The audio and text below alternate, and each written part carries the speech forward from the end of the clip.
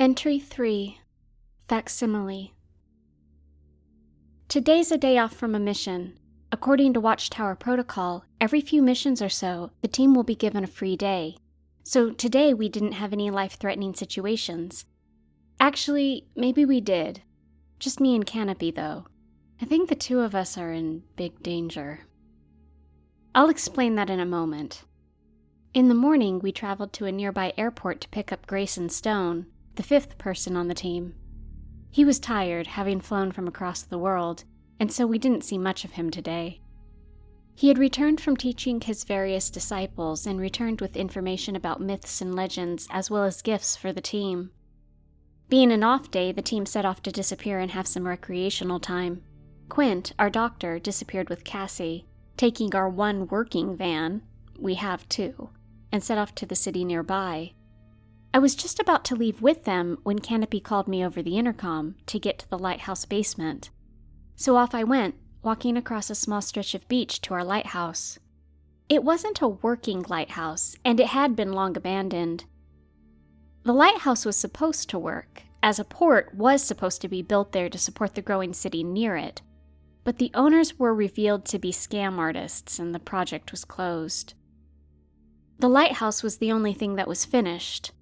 When the team of Watchtower 7-C first moved into our little house near the lighthouse, we all took an interest in it, especially Cassie and Grayson.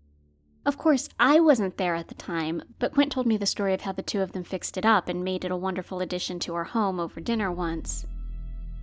In the lighthouse, we kept our files. Files upon files of missions, data, and photographs. What we didn't know, however, was that there was a secret basement to the lighthouse. This apparently used to be someone's home, as Quint said that clothes and a bed were found, as well as wrappers of food. We couldn't find out who, but we all agreed it was probably a criminal on the run, or a homeless person. I soon found myself in the basement where Canopy awaited. Bookshelves of files and data were in it, and in a corner was a computer and some chairs, where Canopy was sitting in one. He had some sort of digitized case file up showing on the screen. I figured he'd be showing me a file. His job, after all, was digitizing the files and keeping things in order. "What's up?" I greeted, extending a hand. I fumbled, suddenly realizing my hand was stuck in the folds of my blue hoodie. Canopy laughed, but then became still, returning to seriousness. "I have something to show you." "What?" "Take a seat," Canopy suggested. "This might be long." I did. "So what's that on the screen?" "So, we've encountered those mannequins, right?" "Right." "And I've told you about some stories involving mannequins where the Watchtower investigated?" "Yeah, so?" I replied, confused. "Well," Canopy began, "I'd like to show you something strange." "What?" "Have you heard of the mannequin disappearances?" "No," I responded. "What are they?" "You wouldn't know. This has been kept quiet for a reason, but I'll tell you." And so he did, and what he told me sent chills up my spine. The mannequin disappearances started a decade or two ago, in a small town called New Varela, which was up in some obscure mountain. Over the course of a week in early June, mannequins from a store mysteriously vanished, until none remained. Of course, people thought this was some silly prank, but soon, strange things began to happen. People started to complain that they were seeing figures in the forest surrounding the town, figures that, some say, were mannequins, but nobody truly got a good look at whatever was in the forest. Next, people began to have these dreams where they were stuck in a coffin. Sometimes the coffin's lid would be open, at other times not. But the peoples whose dream coffins were open reported seeing figures, pale, naked people around them, always in the corner of their eyes. They described them as solid, yet not living, like plastic. Sounds familiar, doesn't it? After that, nothing happened in the town of New Varela, but it wasn't over. In the nearby town of Fort Deluge, something had happened. A man had stopped reporting to work for a few days, and the company he worked for contacted the police to check up on him. However, they found the door of his house open just a crack, so small that it was almost invisible to the naked eye. But still, it was open, and the police began to suspect something was amiss. They cautiously entered and searched the house, and then they found it, what looked to be a corpse underneath the man's bed. I pointed out that on our last mission, something was underneath a child's bed. Canopy agreed it was eerie. The police called for backup, but then they soon realized that it wasn't a corpse in there, rather a mannequin with some clothes and a wig. But the detail that chilled me the most was that when they examined the mannequin, they found that it had been stabbed 17 times, with a knife still embedded in its stomach. Initially, they thought it was some sort of sick prank, and I personally would have thought the same. Hell, I would have just assumed the man wanted to quit his job dramatically. Just a week later, a local fisherman saw a body floating in the water, and the authorities were soon on the scene. There, they found a corpse that had been stabbed 17 times. They couldn't identify the body, but not because it had been rotting in the lake for a week, but because its fingerprints were gone, replaced by smooth skin. The face of the corpse was smooth, not cut off, but just simply gone. There was no trace of hair on the body, leaving the head bald and shiny. There was no blood either, instead the strange goo that appeared to be holding the corpse together. They would have thought it was a prank except for the fact that a tag that belonged to the company was in the man's pocket, unused and clean. The police, Canopy explained, kept it all quiet as to not cause suspicion. I thought it over and was about to ask him a question when he continued. Apparently that was only the first of the strange events. States away, somewhere in Texas, the exact same thing happened, except this time to a couple camping in the forest. Mannequins resembling the two of them were found cut up and strewn around a campsite, and a week after that, their limbs were found just outside town. By then, however, DNA testing was in place, and based on the skin of the mannequin-like limbs, it was established that these indeed were the remains of the couple that had gone missing in the woods. Why would anyone do this? I exclaimed, horrified at what Canopy had explained. Just why? There's more, he said, scrolling and clicking a file he had bookmarked. He then proceeded to tell me that over the 2 decades that had passed, 1,238 events similar had happened all over the globe. The reason nobody knew any of this was that the real details, such as the unidentifiable substance keeping the corpses together, or the mannequins resembling their actual deaths, were never released to the public in an effort to try to keep everyone calm. Further, the murders were happening countries far apart, and only recently had the Watchtower noticed a connection. And that's it, Canopy finished. Before I could say anything, let alone think, we both heard our company phones buzz.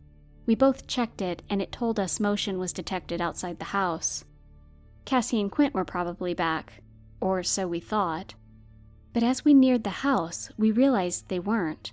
The van wasn't at its usual place, and we realized they wouldn't be back after just an hour in the city. We both knew Cassie would be spending lots of time trying to get a date, and somehow failing, and Quint would definitely be losing track of time at the library, where he volunteered. "Look!" I yelled, pointing at a small package neatly placed on our welcome doormat. It was a light cardboard box with our names written in messy handwriting. Whoever had written it had written Canopy's last name wrong, spelling it Hydrangea instead of hydrangea. Canopy inspected the box, while I made sure the door was locked. I opened the door with my key and the two of us entered. Inside, we checked the camera feed. We both noticed that when we were inside the lighthouse, the camera feed had mysteriously turned off, only turning on just as we got to the front porch. "I think we should open the box," Canopy suggested. "It should be safe." "Let's do it." But then, we both noticed the sound of my personal laptop boot up. I had powered it off and left it in our TV room yesterday, and there was no reason it should be booting up on its own. We both ran over to the TV room, where we saw my laptop's screen active. It was showing us a website, one that I had never seen before. The website was loading, a small circle chasing itself. I tried to close it, or at least switch to a different tab. I frowned. It didn't work. The screen was stuck on loading. Canopy, meanwhile, set about finding a box cutter to open the package. When he got back, the screen had finished loading. The first thing we saw were dates and times, with blank rectangles of space beneath them. Then the site sort of shook, like it was alive, and then these pictures started loading. It was a big dinner table, with 5 people sitting around it. The other pictures showed the same table, just the people in different positions. In every picture, the people were all facing away from the camera. "Oh my God," Canopy exclaimed, shock in his voice. "What is it?" And then I noticed it too. The skin was too shiny, reflected the light from the ceiling. I realized that they weren't people at all, but mannequins.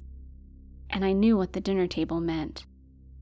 And suddenly everything came crashing down, all at once. I ran to our house's dinner table. They were exactly the same. The mannequins, the 5 of them, were supposed to be the team. Even the clothes they were wearing were ours. I noticed that the one that was supposed to be me was wearing a dark green shirt I thought I had lost. But what was worse was the contents of the box we had found. Inside, we found pictures of us, pictures that we never could have taken, impossible pictures that couldn't have been taken. There was one of me and Canopy in the lighthouse basement, and the timestamp told us it was mere minutes ago, when we were just in there. Another was a photo of us looking at the pictures we were looking at now. Another was of Cassie and Quint in the van. Canopy yelped when he saw the last picture. It was a picture of him and a girl, but the timestamp was dated the exact moment he found it. That's my twin sister," he exclaimed, scared. "What?" "Text Cassie and Quint to see if anything happened to them."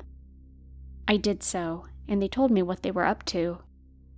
Cassie was in a bar trying to get the attention of some girl, and Quint was flirting with a guy he had struck up a conversation with in the library.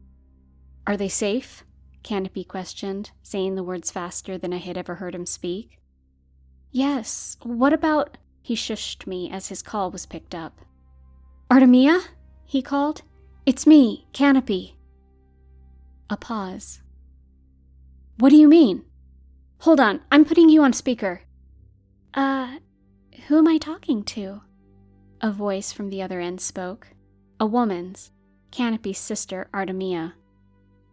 "I'm Rainey. Canopy's making sure you're all right." "That can't be," Artemia protested. "He's been in my house for the past hour. He stopped by on his day off to catch up on our jobs." "No, I've been in the Watchtower 7C house the entire day," Canopy revealed. "I don't know who's with you, Artemia, but it isn't me." "And how do I know you're the real Canopy?" "Look, what's the shirt he's wearing? The other me." "A sweater with a dinosaur. Wait, didn't you lose this one when we were in college?" "Exactly," Canopy informed.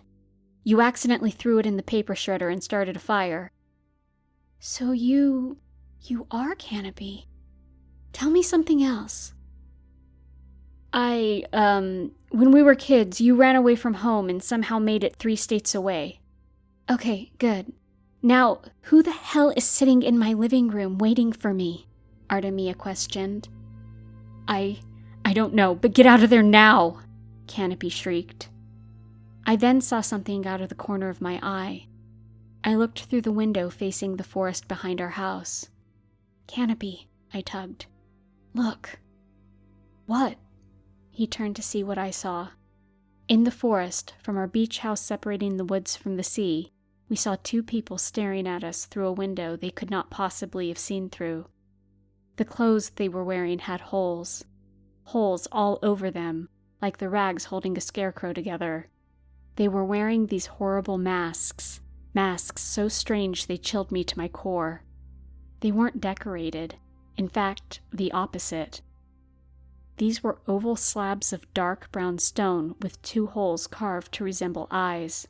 2 smaller ones for a nose, and this ugly stretched smile that was carved. But I think the scariest detail of all was the fact that behind those holes were nothing, just a sea of endless black. We watched them tilt their head in unison, then turn around, revealing that on the back of their heads, if it was the back of their heads, was a mask exactly the same as their front. We watched the 2 walk calmly into the woods until we couldn't see them anymore. "Can it be?" the voice of Artemia said. "The other you. He's gone." The backyard door was open, and I saw him just walk into the woods. We just saw 2 people walk into the woods," Canopy told her. What the hell just happened?" I murmured.